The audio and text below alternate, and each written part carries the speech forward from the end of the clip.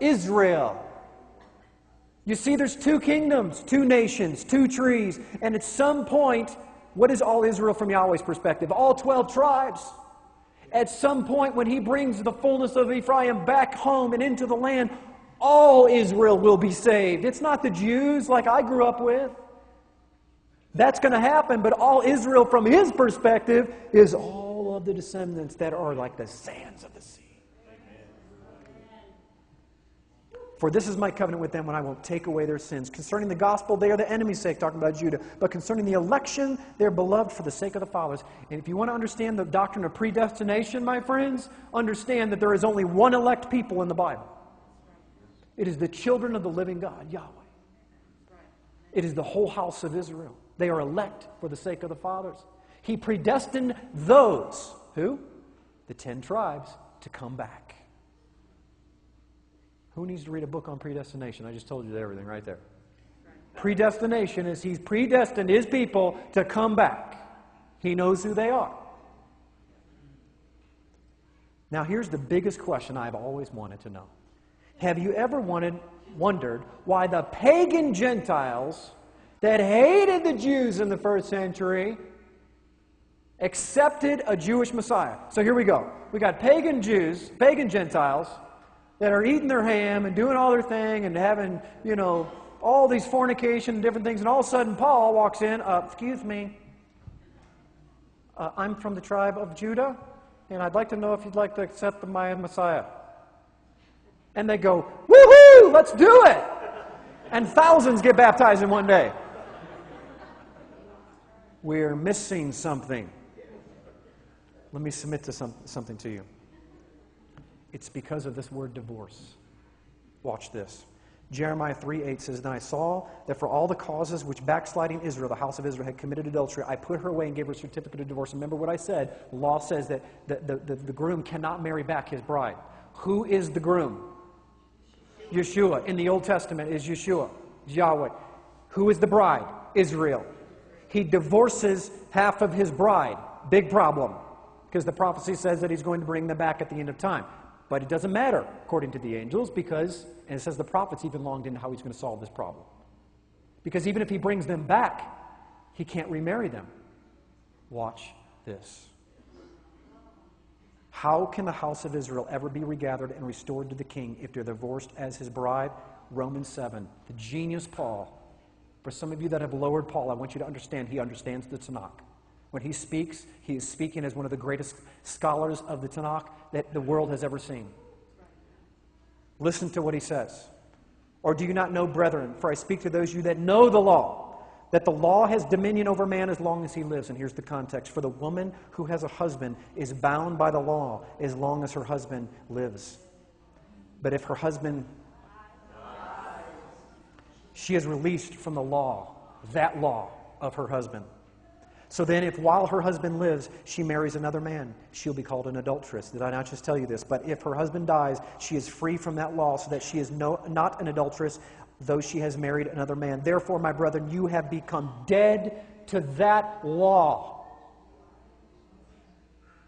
through the body of Yeshua, our groom, that you may be married to another, to Him who was raised from the dead."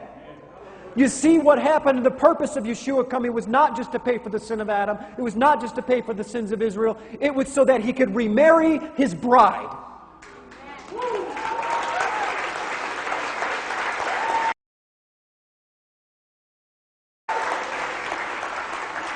Israel was divorced, and the angels called it a mystery. Paul calls it a mystery, but the mystery is solved because he's smarter than we are.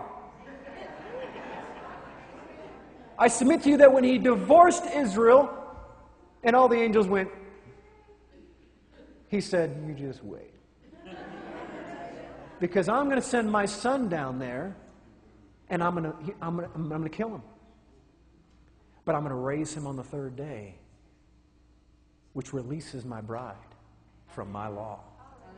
And I'm going to remarry my bride." Anybody want to know what the marriage supper of the Lamb is? It's a remarriage. Revelation 19:7 says, "Let us rejoice and be glad and give him glory, for the wedding of the Lamb has come, and his bride has finally made herself ready." She hadn't been ready. She'd been lost. Can't have a marriage without a bride. When he brings her home, and all Israel is saved, it's going to be one heck of a feast, and you're going to wish that you're there. Is it really all about Israel, the chosen people? Just for fun. 12 tribes with one king, 12 disciples with one king, 12 baskets left over of bread at the Sermon on the Mount. Jesus says in Matthew 19, "For surely I say to you that in the restoration, when the Son of Man sits on the throne of his glory, you who have followed me will also sit on 12 thrones and judge 12 tribes of Israel." Yeshua heals a girl that is 12 years age.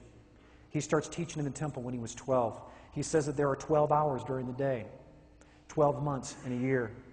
In Revelation, there are 12,000 from each tribe, 12 angels, 24 elders, 2 from each tribe, because they have to go out 2 by 2. 12 gates, 12 pearls, 12 constellations in the heaven, tree of life that produces 12 fruits during the 12 months of the year.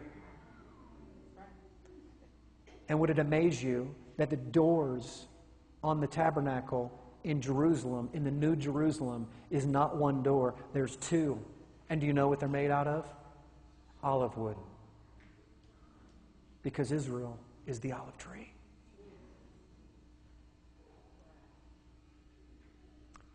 Professor Cal Totten, in 1851 to 1908, of Yale University, was quoted as this.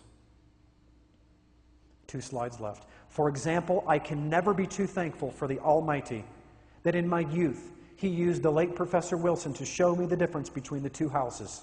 The very understanding of this difference is the key by which almost the entire Bible becomes intelligible. And I cannot state too strongly that the man who has not yet seen that Israel of the Scriptures is totally distinct from the Jewish people is yet in the very infancy, the mere alphabet of biblical study, and that to this day the meaning of 7/8 of the Bible is shut up to his understanding." My friends, it is one God, Yahweh. Amen. It is one covenant, amen, one law, one Messiah, Yeshua, amen, and one people, and their name is Israel. So everybody stand with me and say these words: one nation, under God, indivisible, with liberty and justice for all. Thank you.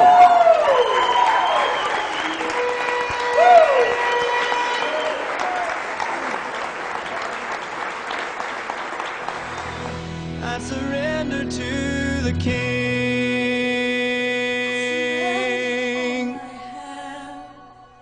And all I am. Oh yeah. All I am. Singing a song of praise.